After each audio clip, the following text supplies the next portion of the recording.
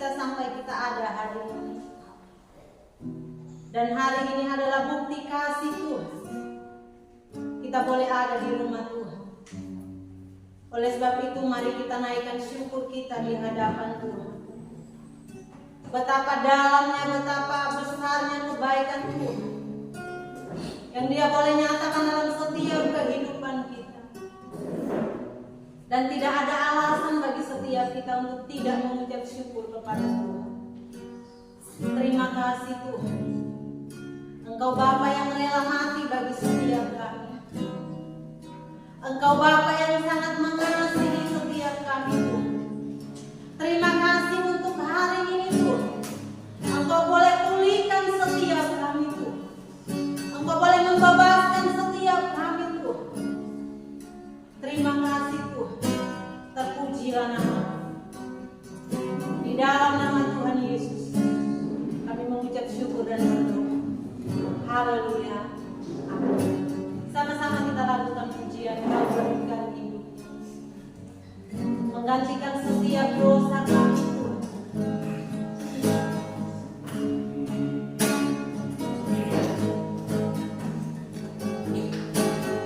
Kau berikan dirimu untuk ganti hidupku. Kau mati bagiku Tuhan. Kau mati bagiku.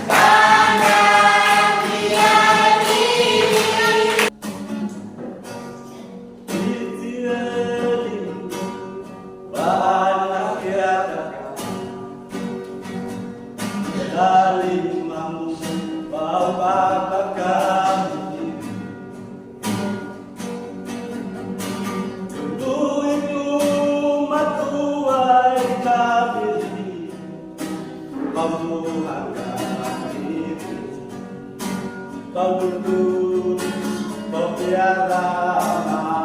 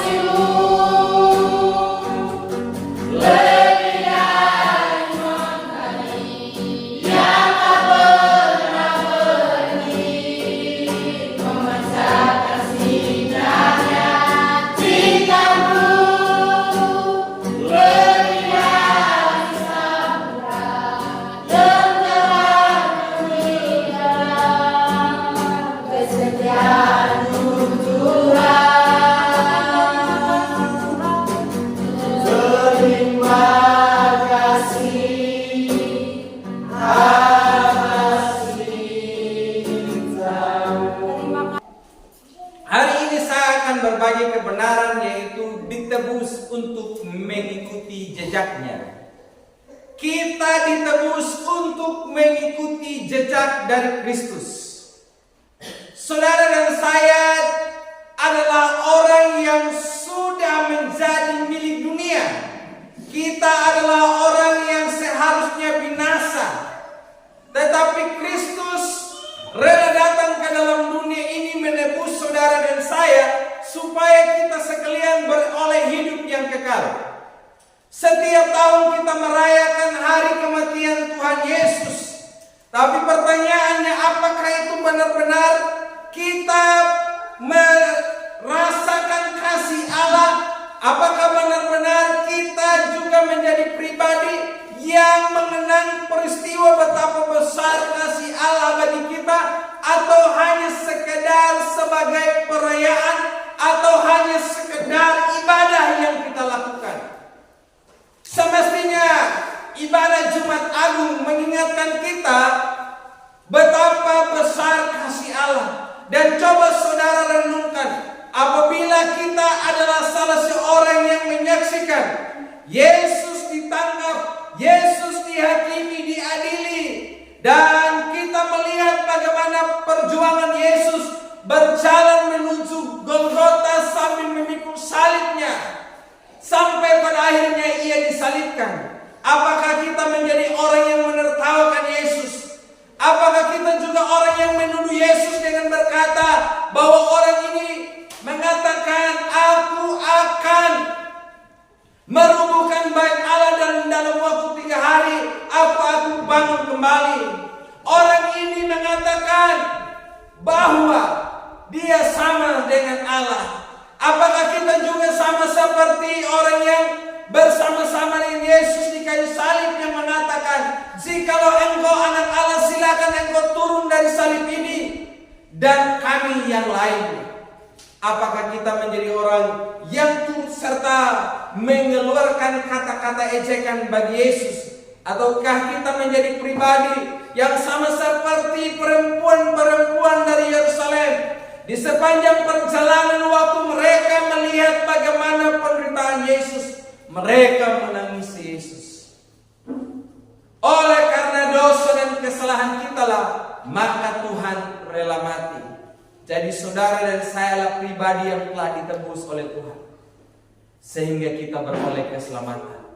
Bukan karena usaha atau perjuangan kita, bukan baik hebat dan gagah perkasanya kita, tetapi semata-mata karena kasih Tuhan, maka saudara dan saya diampuni dan dilayakkan serta menjadi keluarga Allah.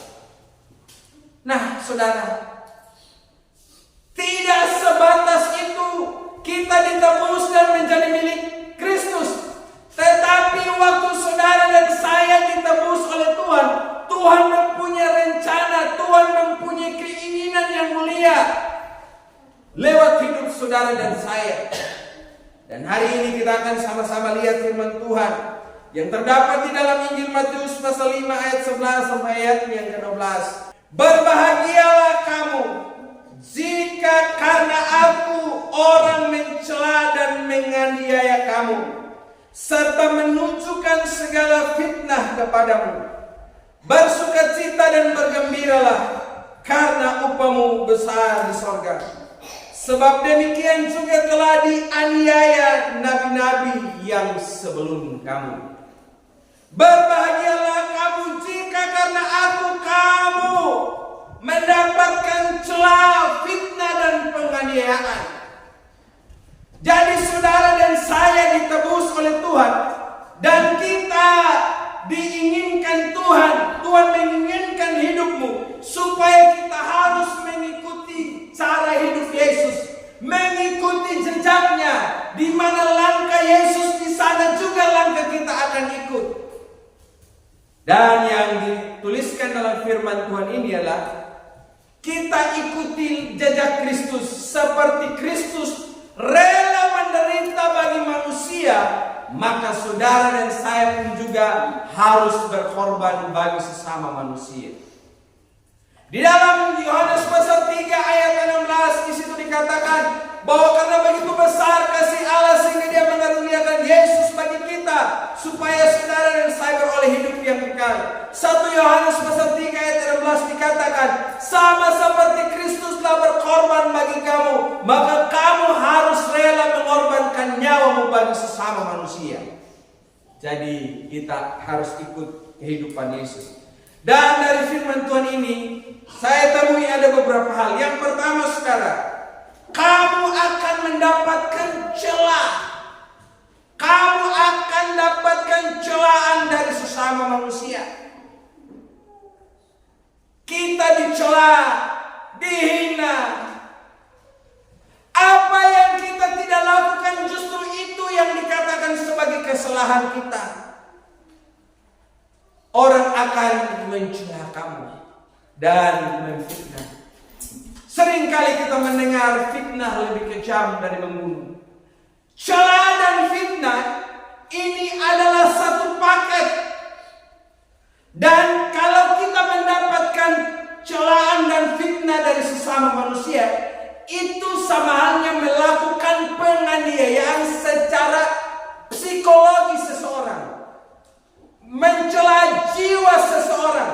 Siapa di antara saudara kalau mendapatkan celah atau difitnah oleh sesama manusia, saudara tertawa saja? Ada? Bagaimana reaksi saudara ketika saudara mendapatkan celaan dari sesama manusia? Saudara tahu persis bahwa engkau berada di dalam keadaan yang benar. Engkau sedang berada di posisi yang tidak bersalah. Tapi ternyata orang mengatai saudara bahwa saudara adalah orang jahat. Saudara terima dengan sukacita atau saudara menerimanya dengan keadaan wah marah, reaksi kita marah? Karena kita tahu kita sedang berada di pihak yang benar. Waktu saudara mendapatkan hal yang demikian, itu akan mempengaruhi jiwa saudara. Pikiran saudara akan menjadi terganggu. Kalau selama ini saudara berada dalam keadaan bahagia, berada dalam keadaan sukacita, tapi ketika orang mengatakan sesuatu yang buruk kepada saudara, maka saudara akan menjadi stres. Dan tidak sedikit orang yang mengalami stres hanya gara-gara orang mengatakan sesuatu yang buruk terhadap dirinya. Saya mau ingatkan saudara, kalau saudara berada di pihak yang benar, bagaimanapun seseorang mengejek, menghina, mencela kita, saudara jangan pernah terganggu dengan omongan orang. Amin. Kebanyakan kita terganggu dengan omongan orang. Wanang kedumun, tulu wanang kedumun. Wah, kita sudah mulai terusik, mulai tersinggung, mulai marah.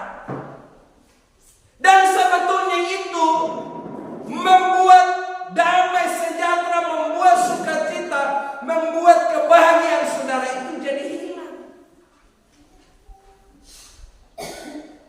Makanya saudara, nakahilun dayana, usahakan supaya telinga kita ini bisa menyaring segala perkataan orang. Kalau sesuatu yang buruk, maka ambil hikmahnya, ambil manfaatnya, buang yang buruknya. Tapi kalau sesuatu yang orang katakan itu baik pada saudara, itu tetap dikoreksi saudara. Jangan sampai itu hanya pujian semata, atau apa yang orang katakan itu membuat saudara jadi sombong dan berbangga hati. Tapi biarlah membuat kita semakin rendah hati. Tuhan katakan kamu akan dapatkan celaan dari sesamamu. Sama seperti Yesus ketika dia melakukan hal yang benar, justru orang mengatakan dia buat salah. Oh, menjadi orang Kristen seperti itu saudara. Saudara rajin di gereja, yaitu bisa menjadi bahan omongan orang lain. Saudara mulai setia dengan Tuhan, saudara setia dalam pelayanan, itu akan banyak kalimat-kalimat buruk yang diucapkan kepada saudara. Dan kalau saudara tidak bertahan dalam semuanya itu, maka saudara akan jauh dari Tuhan. Saudara yang sudah setia dengan Allah, apa jadinya? Engkau akan mundur dari Tuhan. Engkau yang sudah setia melayani Tuhan, engkau akan hilang dari pelayanan. Sedikit demi sedikit, saudara sudah mulai kendor. Padahal firman Tuhan katakan bahwa semuanya itu pasti kita akan alami sebagai orang yang percaya. Jadi mulai hari ini, kalau saudara dan saya dihina, dicela, dicaci maki, diperlakukan dengan buruknya oleh sesama manusia, maka terimalah itu dengan penuh sukacita. Yang kedua, saudara, kamu akan dianiaya. Ini adalah penderitaan secara fisik. Orang mengancam kita dan memperlakukan kita dengan bengisnya, bahkan berujung pada kematian. Ada begitu banyak hamba-hamba Tuhan yang setia dalam pelayanan. Ada begitu banyak orang Kristen yang setia mengiring Tuhan. Tapi ternyata dalam pengiringan mereka akan Kristus membuat mereka tidak nyaman. Ada banyak penderitaan yang mereka alami. Di bangsa kita Indonesia ini, hampir setiap tahun saudara, ada berita yang kita dengar, gerejanya ditutup, orang Kristen dilarang beribadah. Itu kalau di daerah-daerah tertentu, saudara. Bahkan di negara-negara luar, saudara, mereka juga mengalami hal yang demikian. Mengalami berbagai penindasan dan penganiayaan. Tapi apakah berbagai celaan, fitnah dan penganiayaan yang dialami oleh orang Kristen itu membuat kekristenan semakin mundur, membuat kekristenan itu semakin berkurang? Ternyata tidak, saudara. Semakin orang Kristen dianiaya, justru mereka semakin berkembang. Semakin kekristenan dibatasi, dihambat, tapi justru makin hari semakin berkembang. Makanya ada istilah bilang begini, semakin dibabat semakin merambat, semakin dilarang semakin kekristenan itu menyebar luas. Saya lihat saudara bahwa kita di sini belum sampai pada tahap dianiaya secara fisik. Tapi ternyata waktu kita tidak mendapatkan tantangan seperti itu, kekristenan kita menjadi biasa-biasa saja. Tapi berbeda dengan saudara kita di tempat lain yang mengalami penderitaan. Mereka itu ditekan, justru mereka semakin giat dalam mengiring Tuhan, saudara. Saya melihat para murid Kristus, saudara, Mereka itu mati dalam keadaan yang tidak terhormat secara manusia. Karena mereka ada yang disalib, ada yang dilempari dengan batu, kena sampai mati juga. Kalau cuma lempar saja tapi tidak kena, itu tidak apa-apa. Dilempari dengan batu kena sampai mati gitu ya. Ada begitu banyak orang-orang Kristen. Di dalam kitab Kisah Para Rasul dituliskan juga kisah tentang siapa itu saudara yang dilempari dengan batu. Siapa yang masih ingat?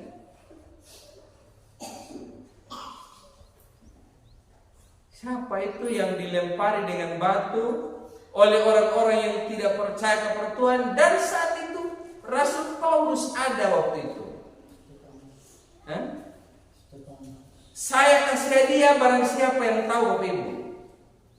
Habis gereja makan gratis saudara. Makan soto kambing dan soto ayam saudara ya. Jadi Stefanus kata Kaudes ya.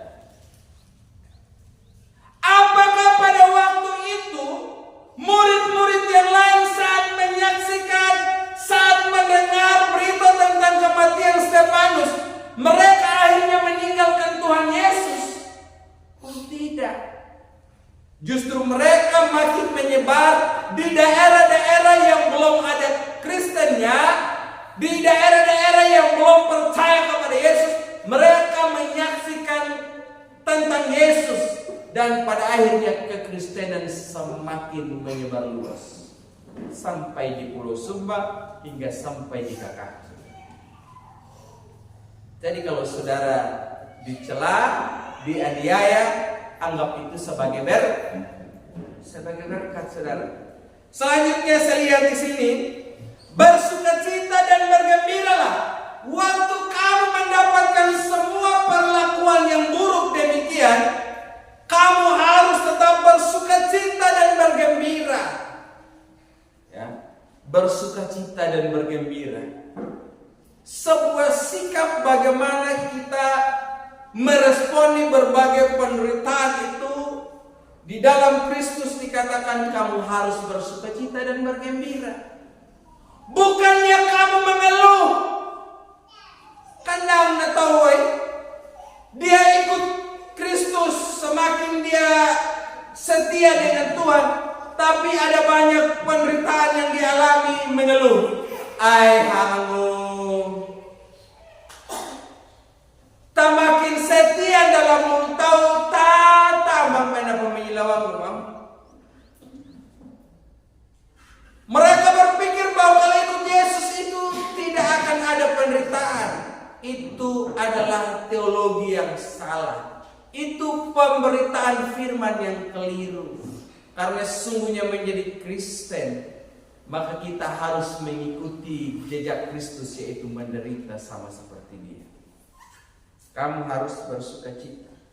Jadi kalau pulang dari gereja ada yang ejek, ada yang hina karena saudara setia dengan Tuhan, saudara harus bersukacita. Amin. Jangan bilang ini, ulang kan aku patah.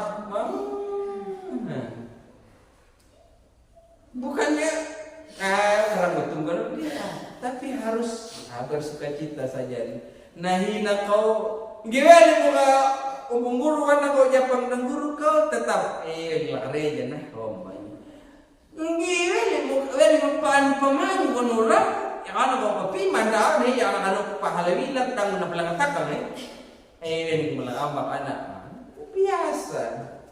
Ameli tundungnya bawa bewandi akan bewangi makannya nih ambil tundungnya ini. Jadi saudara harus bersukacita dan bergembira. Kenapa kita harus bersukacita dan bergembira saudara? Karena upah kita besar di sorga.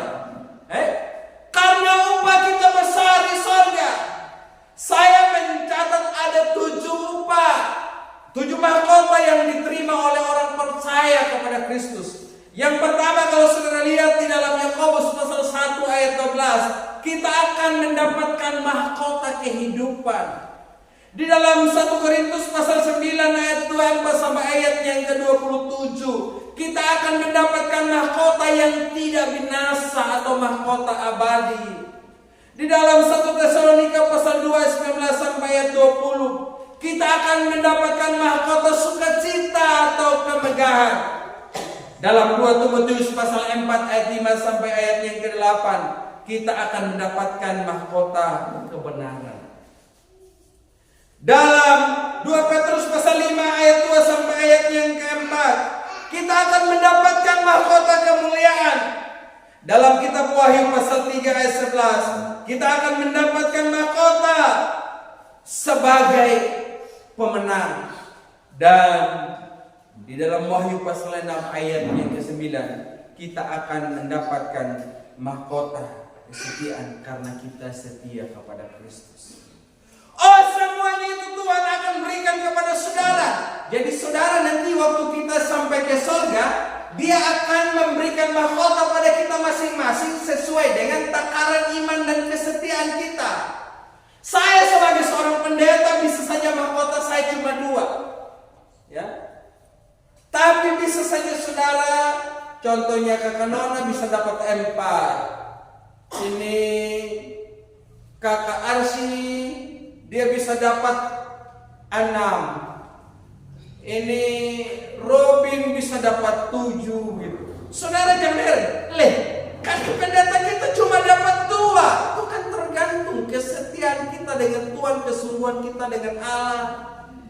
Tergantung. Karena jabatan pendeta itu cuma organisasi yang kasih. Tapi menjadi anak Allah itu Tuhan sendiri yang katakan kamu akan menjadi anak-anak Allah saat kamu percaya kepada Yesus. Jadi saudara, kita akan dapatkan mahkota masing-masing ya. Jadi di waktu kita ada di bumi saudara, mungkin kepala kita tidak pernah tahu yang namanya konde. Nanti sampai di sana kasih mahkota oleh Tuhan. Amin. Tuhan kasih mahkota. Di bumi ini saudara, mungkin ikat rambut 1 tahun tidak pernah ganti, nanti di surga dikasih mahkota. Amin. Nah, pokoknya kau jangan iri dengan apa yang kau lihat di sesama manusia. Di bumi ini saudara boleh bekerja, tapi tidak pernah mendapatkan penghargaan, tidak pernah orang memuji atau menghargai apa yang saudara kerjakan, tidak mengapa. Bahkan kita sudah lakukan sesuatu yang baik, orang tetap menganggap itu tidak benar, tidak apa-apa. Di surga nanti kita akan dapatkan hadiah. Dan saya yakin saudara dapat hadiah itu menyenangkan atau tidak? Menyenangkan, ya. Jadi saat sampai di surga nanti Tuhan kasih kita mahkota di kepala. Jadi kalau selama ini kita lihat orang pakai emas di tangan dan di leher, nanti taruh emas di kepala. Jadi siap-siap saudara yang rakus dengan emas, karena Tuhan lihat ini suka emas, jangan Tuhan kasih kau 10 kilo, taruh di kepala, kau pusing kalau kau jalan. Betul. Nah, karena berat. Waktu pertama terima memang asik. Tapi coba kalau sudah 1 hari penuh kau taruh yang 10 kilo di kepala, kira-kira tambah berat atau tambah ringan saudara? Tambah berat. Coba kau jalan dari Waingapu, dari KKH sampai Kananggal, pikul beras 5 kilo saja. Waktu baru pertama kau angkat dari sini sampai Tetunggu masih aman-aman. Tapi saat kau sudah mendaki di Bay Meeting, sudah mulai terasa lebih berat. Kau turun di Kakang mendaki lagi, itu makin berat. Sampai kau tiba di Lapun di situ, kau akan merasa lebih berat lagi. Berasa 5 kilo, kau akan rasa 70 kilo saudara. Jadi nanti siap-siap ini ya. Sampai di surga kita dapat mahkota semua. Amin. Sebab demikian juga telah dianiaya nabi-nabi yang sebelum kamu. Nah, Tuhan kasih satu penghiburan atau penguatan bagi kita. Ingat, waktu kamu mengalami penderitaan, penganiayaan, ingat, kamu jangan merasa sendiri. Tapi nabi-nabi yang sebelum kamu juga mengalami hal yang demikian. Artinya apa? Supaya kita yang seringkali merasa sendirian dalam menghadapi kesulitan, kita tahu bahwa ternyata bukan hanya kita yang menghadapi hal yang sulit. Amin. Kan kadang mata pikir ini gimana juga madu mau memila, juga madu pun. Kita rasa sepertinya di bumi ini hanya kita yang mengalami penderitaan. Padahal sesungguhnya ada banyak orang yang mengalami penderitaan. Jadi tolong ya, kamu yang seringkali merasa sendirian, mengalami kesulitan, mengalami penderitaan, ingat, engkau tidak sendirian. Orang percaya lainnya juga mengalami hal yang sama. Kita yang ada di sini di KKH terjadi Togarenja, nama ini na peluriwang uang dukai, hampir kena peluri jauh. Tapi saudara tidak tahu. Saya ini waktu ke jauh Bapak Ibu, seringkali melihat. Nah tahu nama maila Karenja lalu, naluh la Karenja Bapak Ibu. Itu saya saksikan dengan mata saya sendiri Bapak Ibu. Dia keluar dari gereja, dia sampai di jalan raya, dia kerja lagi. Dia hanya tukang yang namanya bantu-bantu. Ayo lewat, stop, jalan. Oke, stop, jalan. Puan turun jam lalu lintas itu bantu. Itu yang dia kerja. Kalau dia tahan, stop. Mari. Nah, otot tayo na patun. Nawanya ada di rata, rata semua Bapak Ibu. Itu dia kerja Bapak Ibu. Kita pikir orang di Jawa semua kaya-kaya, tidak Bapak Ibu. Mereka berjuang untuk mendapatkan 1.000, 2.000. Tapi mereka juga di sana bisa ada yang berkata, nah hamba kena tahu na belum lahumbawan. Karena tahu na belum lahumba tung paliaran na waka dang tanah na luri handang handang. Ternyata tidak Bapak Ibu. Kita sama-sama mengalami penderitaan. Sama juga sebagai pelayan. Kadang kita sebagai pelayan kalau kita suruh ya, kau des melayani ya. Ini minggu depan lagi kau des melayani ya. Bisa saja. Aku juga mandi parah. Ada pelayan negara pakai dari pipa pun hingga tahu. Dah pun majelis dadang, kanyung. Kadang itu timbul dalam pikiran kita. Seakan-akan karena kita yang sudah setia, seakan-akan kita yang mudah untuk diajak melayani. Peperahaman maka kedukun juga mereka pengaruh bak marana aja atau dukun bodoh kona. Kadang bisa kita berpikir demikian.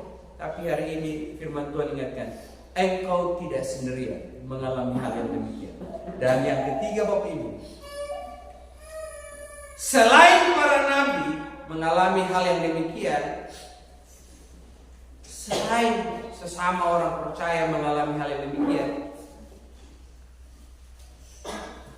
Tuhan sendiri juga sudah merasakan penderitaan kita. Makanya dituliskan dalam firman Tuhan, ketahuilah bahwa imam besar yang kami percaya itu bukanlah imam besar yang biasa, yang tidak mengetahui kelemahan dan penderitaan manusia. Dia sendiri juga mengalami hal yang sama yang kamu alami. Dan selanjutnya firman Tuhan katakan, kamu tidak sendirian, karena Yesus berkata, Dia adalah Immanuel, Allah yang selalu menyertai kita. Yesus datang ke dalam dunia ini bukan sekedar untuk mengampuni dosa saudara dan saya, tetapi Dia datang ke dalam dunia ini untuk menyertai saudara sampai pada kesudahan Allah. Makanya dituliskan, aku akan menyertai kamu sampai selama-lamanya. Maka namanya disebut sebagai Immanuel.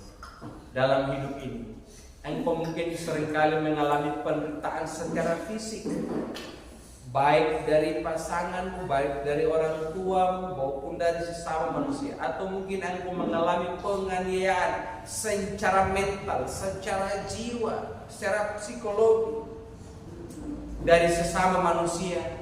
Ingat, kau tidak sendirian. Tuhan selalu ada di pihak saudara dan saya.